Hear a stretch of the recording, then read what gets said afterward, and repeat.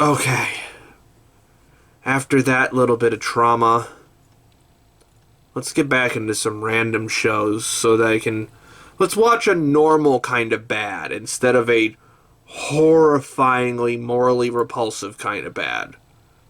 Random number is 18. The Gene of I. I know absolutely nothing about this. Let's just dive in. Well, I see the potential, but the execution definitely is not quite there. I watched the first episode of The Gene of AI. I think I mispronounced it as I. When I was looking at it because I don't read premises before I go into shows. That's just how I do things. But this is definitely an AI-centric show. A la Ghost in the Shell, copying consciousnesses and stuff. And really my one sentence summary of this is it's Ghost in the Shell without an interesting aesthetic. Because like it is very much like this, at least this first episode, it's like, what does it mean to have a backup of your consciousness? What does it mean when you have to reboot from a backup that's like 3 weeks old and you lose those 3 weeks? And these are interesting questions.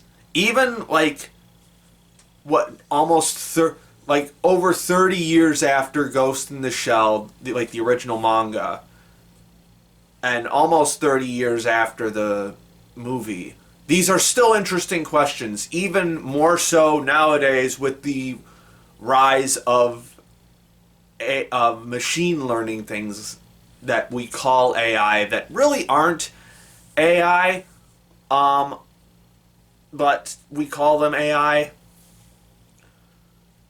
But so these questions are becoming like more and more pertinent the closer and closer we get to these things actually happening. But the show itself really doesn't have the the vision to make this idea stick. I would not be surprised if this comes from a novel, the way this is portrayed. It is very. It's not the driest thing ever. There is some. It does try to throw some character drama in there, but it is very dry. It is very static. There's not a lot of cinematic push behind it. It is kind of just a lot of events happening in a sequence. And that's like that's probably one of the biggest dangers you have when you are talking about near future technology like this, is that it can very easily devolve into just explaining concepts. And that's not exactly what this show does, but it kinda is. It explains it via a narrative that's not very interesting and via visuals that are just barely average. Like this is not a bad looking show. The character designs are very crisp. There's nothing wrong with the compositing. The shot composition is okay. It's just totally average. So, why would I bother to watch this when Ghost in the Shell exists?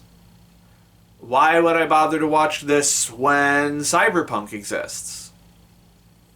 So on. Why would I bother to watch this when Battle Angel Alita exists?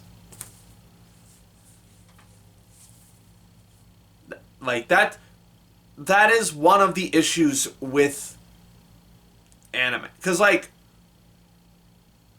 this reminds me a lot of a show whose name I can't remember. But it was basically about, like, hallucinations and reality. And, like, when... And I think there was, like, brain hacking involved via supernatural means. And the reason that show stuck for me, I think it was like, I can't remember what that show was called. It was like a one-word title. Might have been like Fear or something. I hate that I can't remember what that show is called. I think it was from, I believe it was the same season as ID Invaded. And it was a show that barely anyone watched. But the visuals, the imagery that was used in that show was so impacting to me that it kept me watching through the whole series. God, I wish I could remember what that show is. And this show doesn't have that. It's just very plain, very average, and not really attempting to make itself look interesting. So there are 1,000 other AI diatribes that I could read about and watch elsewhere. And I don't need to do it here. Alright, the gene of AI is off the list. We got 26 randoms left. 8 is going to be next. Reborn as a vending machine. Okay. This is one of them wacky isekais. Let's see if it's funny.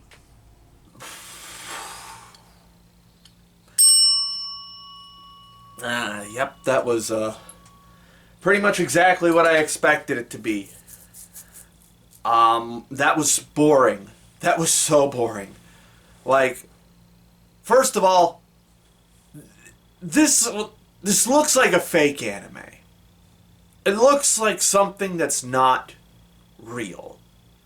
Just the surrealness of a vending machine with anime eyes on it. This doesn't feel like a real show, especially when we get into how it's, like, written. Because, like, it's not funny at all. It's just lol wacky. Not lol random, but it's just like, oh, look how wacky this is. And but the jokes aren't funny. The writing's not funny. The visuals are super plain. And, like, so much talking about stuff that I do not care about. But what got me to drop the show is, like, they go on this very long explanation about how his vending machine powers work. And it's like he can swap out things that he distributes. He has a point system where he, like, existing and consuming power takes points, swapping out items takes points. And then he starts getting attacked by, like, frogmen. And it's like, okay, how do I get out of this situation? Oh, here's just the whole roster of, like, standard fantasy world attacks. Fuck you, I guess. Fuck you, it's January. Although this came out in the summer. I just wanted to say that because I'm recording this in January, even though this is definitely not going to come out in January. I'm still decently ahead on these. But I was like, now you're just cheating. You couldn't come up with a way for him to be a vending machine and attack? Like, I thought that was going to be the whole point of the show, but now you're just doling out fucking regular fantasy shit. So fuck you. So I just found out the fucking vending machine is voiced by Jun Fukuyama, and I don't know what to do with that information other than to curse you with it. The voice acting sucked, by the way. This was not his wheelhouse. Let's take this stupid anime off the list and move on to another one. Down to 25 randoms left from the summer season. 19 is next. Hyakushou Kizoku. This is 100 something. I don't know what this is. My Japanese is a little rusty. Let's figure out what it is. Right. This is the anime short series about Hiromu Arakawa, who you probably know is the author of FMA and Silver Spoon, and now Daemons of the Shadow Realm. And this is her weird farming diatribe anime short, which I watched one episode of because I got pretty much... I know exactly what the rest of the show is going to be like based on that. It's just going to be Hiromu Arakawa ranting about farming, which is kind of funny in like a meta sense, in that like the author of one of the most popular manga and that became one of the most popular anime of all time is like comes from a farming family and like really is really interested in farming, which is why Silver Spoon exists now after her success with FMA. Here's a hot take. Manga wise, I actually like Silver Spoon more than FMA. That my hot take. I think she was way better in that series at writing and drawing that series than FMA. So I cannot, I think part of that is because she is really passionate about farming. So like I appreciate that, but also the show's not like that engaging. For a 4-minute episode, it felt really long. And I speculated, I wonder if it would have been more interesting if Hiromu Arakawa was actually voicing herself.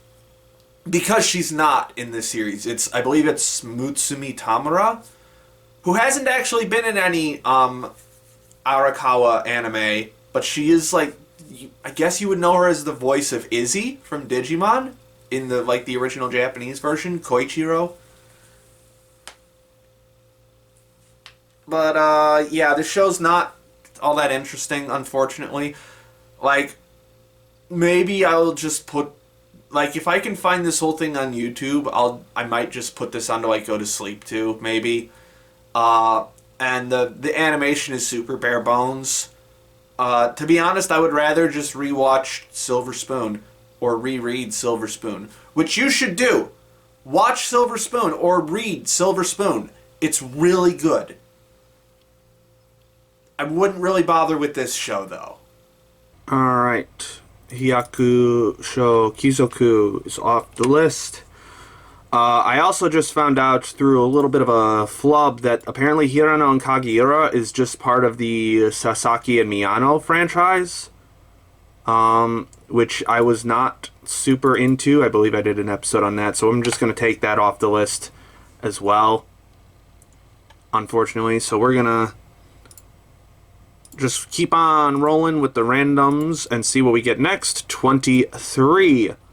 Gamera Rebirth. I believe this is a CG Netflix series. So, let's see if it's good. Okay, yeah, I'm not sure what I expected out of that one, but this show looks terrible. I'm not sure how far I got into the first episode of Gamera Rebirth. But, like here, I will say, the mechanical stuff looks okay. The environments look okay. The characters are not good looking. They're very their expressions are very limited and mechanical, and they look fucking weird. The monsters actually look even worse. The monsters look unfinished, like they were not fully rendered. And like there was like a blood splatter really early on that just looked fucking terrible. Like an independent project level terrible. This show looks unfinished. Like it's really, and I skipped ahead to like the big Gamera reveal just to see what the big fight scene would look like. And that's also terrible. Now, like Gamera looks kind of cool, but it's also kind of hard to fuck up what Gamera looks like. Because Gamera is just inherently cool. I actually haven't seen any Gamera stuff yet, but I just know he looks cool. He's a big old turtle. Like his fire breath thing looked terrible. The weird bat things that he was fighting looked terrible. The way that they moved, the way that they shot like laser beams. It was just like a big, giant mess of particle effects. This is not good. Like, I don't... Tokusatsu should not be turned into CG anime. Except when it's Gridman and Dynazenon. Actually, Dynazenon didn't have a ton of CG in it. Gridman had a lot more CG in it. Gridman is the exception because Akira Amemiya is a goddamn genius. But yeah, this show is bad. And like, there's another thing. The human character models, like the kids that are running around at the start of the series, like, one of the big suggestions on how to make CG anime look good is to lower the frame rate, because it's always rendered at like 30 or 60 FPS. And they certainly lowered the frame rate for a lot of these scenes, but they lowered it too much. Like, it's stuttery at points. Like, the shot where the kids are walking into the tree that is their secret base looks stuttery and bad. This show is bad. Okay, Gamera Rebirth is off the list. Alright, time for some more random stuff. We're gonna get 9, which is My Tiny Senpai. This sounds like a ripoff of My Senpai is Annoying, but in like reverse or something. Hopefully it's better than what I just described. Yeah, this is a good example of a show that's just trying way too hard. I didn't even make it like 4 minutes into My Tiny Senpai, because they are trying so hard to make this senpai character super adorable and cute and waifu bait, and it's just not landing. It is so unbelievably transparent, and they just shove it all in right at the start. They do the head pat before the OP even starts. They have her meowing at a cat in the bushes. They have her doing all these smug little anime faces. And it's so artificial and boring and like off-putting almost how incredibly on the nose this character is. And she's not even like a good waifu, like design-wise. She's just short and got titties. Actually, literally the first shot of this show, the first shot is a downward-looking shot at her titties. And it's like, yeah, I guess that's what people are here for. Not me, though. I could just go watch real porn. That's the thing. It's like, now that'll be a different discussion for when we talk about an actual ecchi series, I guess. This character is not attractive.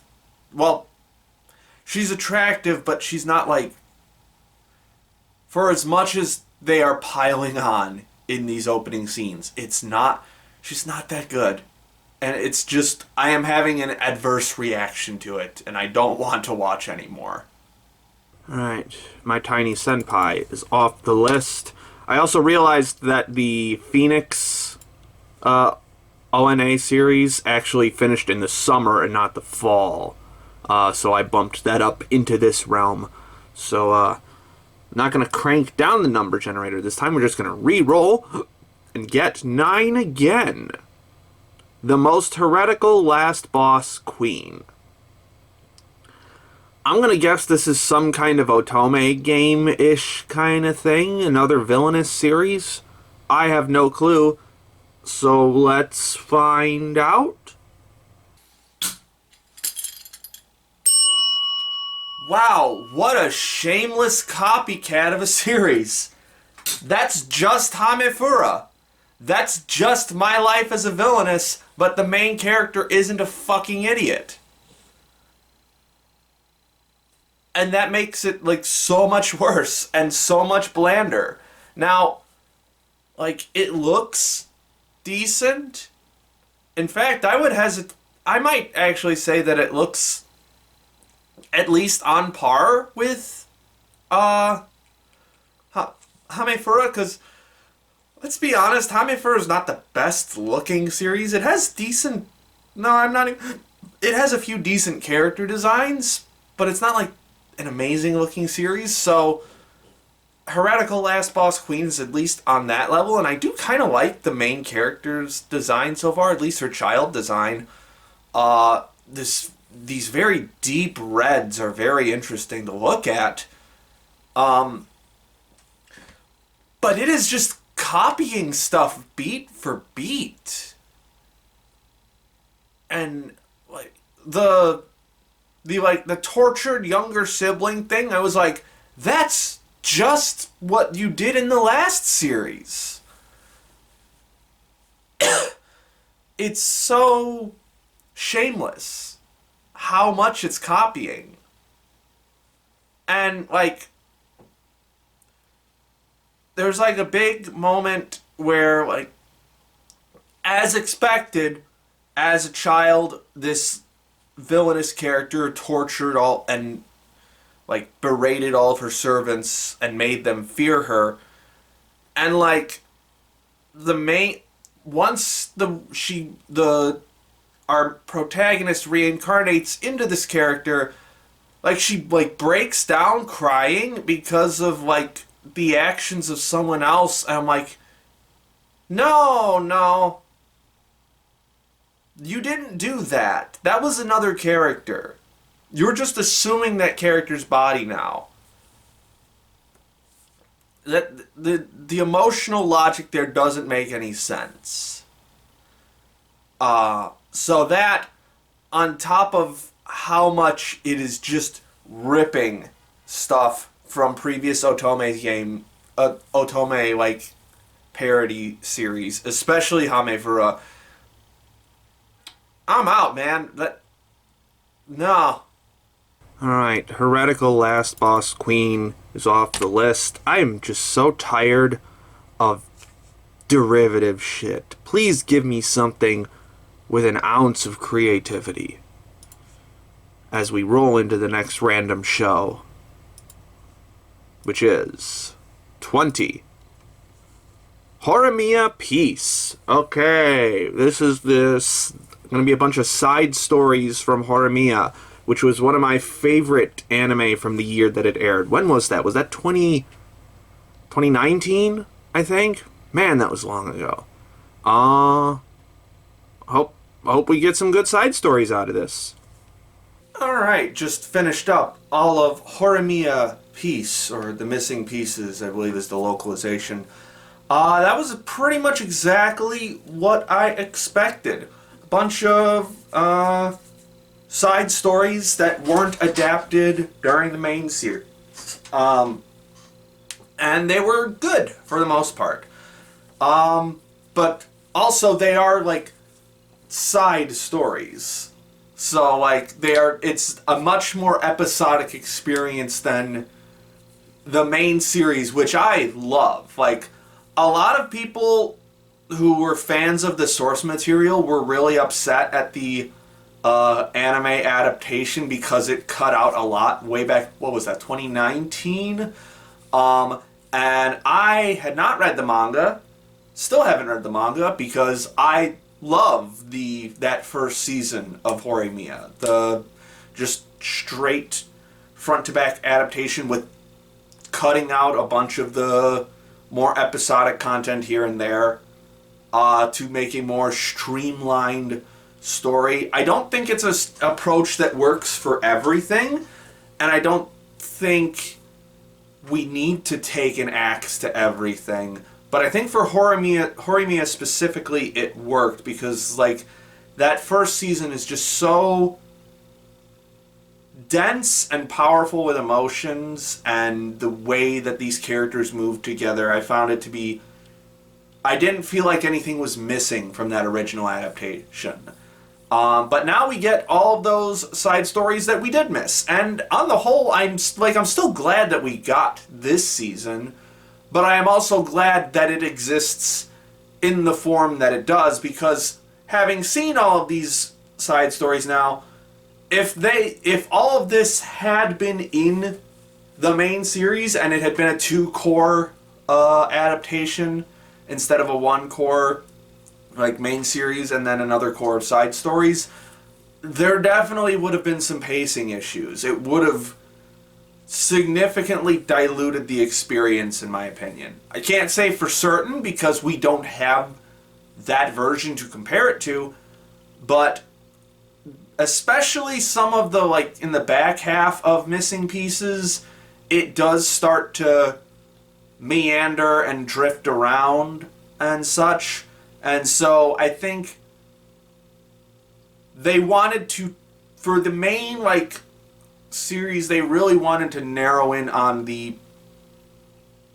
Again, I saw this like 5 years ago, so my memory's a little hazy, but they really narrowed in on like the Hori and Miyamura story for that first season, with other characters. Obviously, all the characters in the first season are still really solid, but this is much more like the gang fucking around and just having a blast kind of stories. And I like that it is framed as like a thinking back on these memories kind of way from a time in the future. I like that it's sort of almost like scrapbookish in a way. I like that they like reframed it as that, because that's kind of what it feels like. It just feels like a bunch of scrapbooking of their time in high school.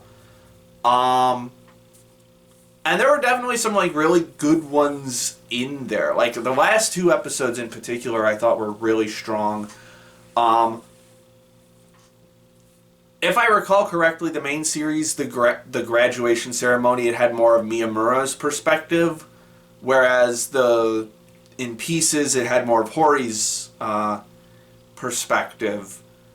And I liked that the way that what if something was slightly different perspective was framed in that final episode. Like the what if we had never gotten together thing, it was so incredibly well directed, and like the framing, the way that music is withheld in some scenes and you actually used in other scenes, it's just so phenomenally well directed. And yeah, there's, aside from those, I wouldn't say there's any stories in particular that really stand out as like incredible. Oh, the Valentine's Day one, I think I really liked a lot. That was really fun. Although I will say there are some that stood out in a bit more of a negative way. what was it, episode 9, I think? 9 or 10, I can't remember. The one where it's mostly centered on the teacher. We didn't need that. If you haven't seen Horimiya, the teacher is constantly, like, going on about how he thinks high school girls are cute. And it's like... It's creepy. It's creepy. And it's not really endearing. It's just, like, it's obviously, like, there for a joke, and it's framed like a joke. It's just not a good joke. One of the smartest things that the first season did was to have him speak as little as possible. Like, I think the first episode, he does a little bit of that, and then they do away with it pretty quickly, which was smart, because they devoted almost an entire episode to him. It wasn't great. It wasn't awful, but it wasn't. Could have done without it, in my opinion. I will say that they're also having these side stories. It also reminded me of some of the things that the main series, other things that the main series like probably cut back on quite a bit, like the fact that Hori is physically abusive to a certain extent, and they just kind of hand wave it. Like, it was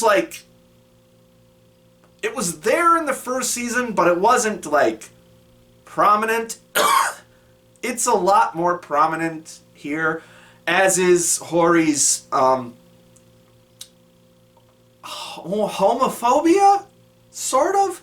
Not, that's the wrong word for it, but okay, there's a running gag. It's not even a running gag. It was like a one-time joke in the main series where it's like Hori would be more upset if Miyamura cheated on her with a guy than with a girl. Which that's not I don't know what word to call that. Because she seems to be fine. There's no indication that she's not fine with gay people. It's just like, it's a very weird quirk that in the main anime got like one joke, and in Pieces got like half an episode dedicated to it. Actually, might have been more than half an episode, actually. So it's understandable, I think, why a lot of that content was clipped out of the first season, because it could get, if we had all of that together, it might have gotten a little overbearing. But this season also still has like all the stuff about Horimiya that makes it good. The phenomenal art design, the character designs are fucking incredible. Hori is like, I think she might be the hottest anime character ever. Like, for me personally, like, absolutely fucking gorgeous. And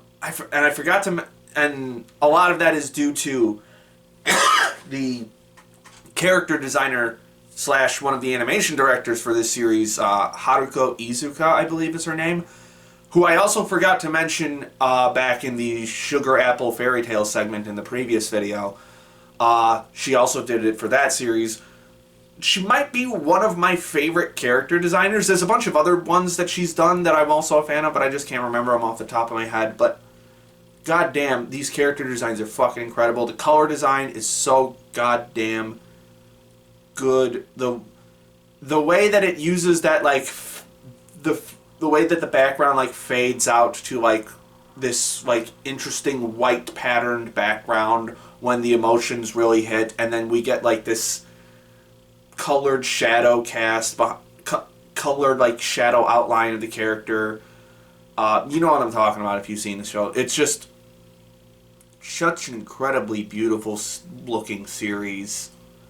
And all the, like, good stuff about Horimiya is there, too. Like, the way... This really feels like a solid friend group. Like, they really, like, know each other, know how to mess around with each other in fun ways that feel... The chemistry is so fucking good there.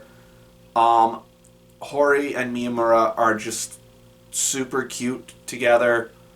Yeah, it's just... It's the missing parts of Horimiya.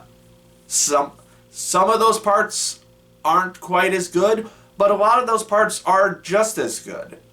I don't think there's anything here except maybe the Valentine's episode where I was like, this needed to be in the main series, but I'm happy that we got a whole season dedicated to just fucking around with the crew and getting more of Horimiya, because this show is good. Alright, Horimiya, The Missing Pieces is complete.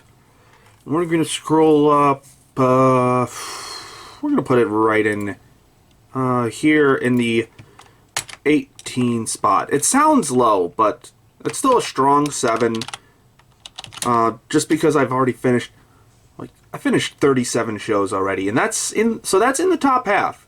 Yeah, just a bunch of nice little fun side stories from a series that I really liked. Alright. So that's the last random for this video, so we're going to jump down to our end shows here. For Yohane the Parhelion, Sunshine in the Mirror. This is the fantasy spin-off of Love Live Sunshine, which I just finished watching the movie for a little while ago. So let's do some AU fun stuff. Well, that was kind of disappointing, unfortunately. I got through about 3.5 episodes of Yohane the Parhelion. I'm still not even sure if that's how it's supposed to be pronounced, because I've never heard that word before, and they don't say it in the show yet. But, so this is a fantasy AU version of Love Live Sunshine. And this fantasy world is very weird in that it's not it's like it's based in like a traditional like fantasy world, but it also just has a bunch of random technologies that like seem very out of place. Like there's cars, there's phones, or like pay phones at least, there's a robot, and they don't explicitly say that they do it with, that it's made using magic, so I kind of have to assume that it's technology.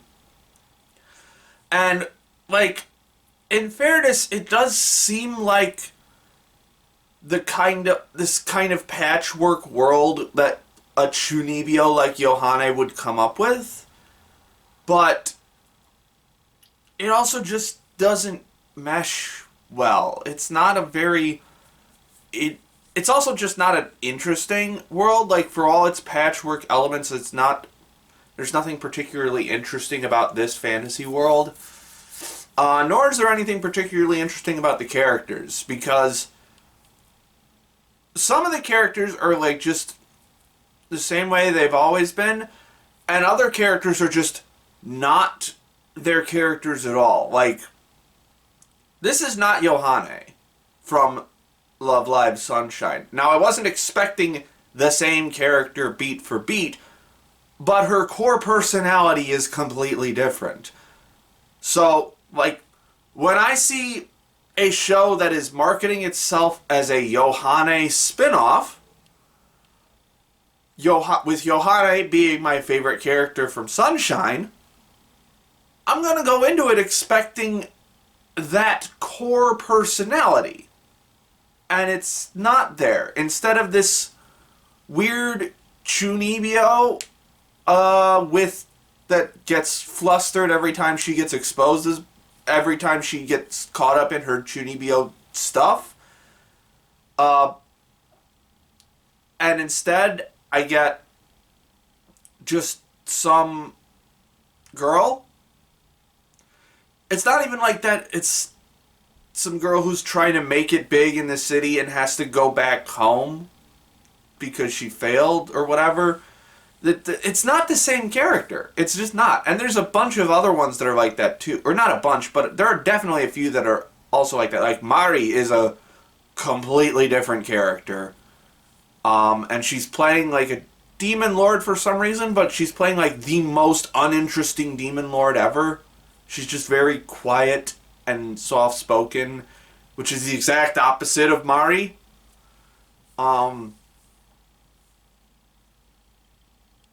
It's just not fun.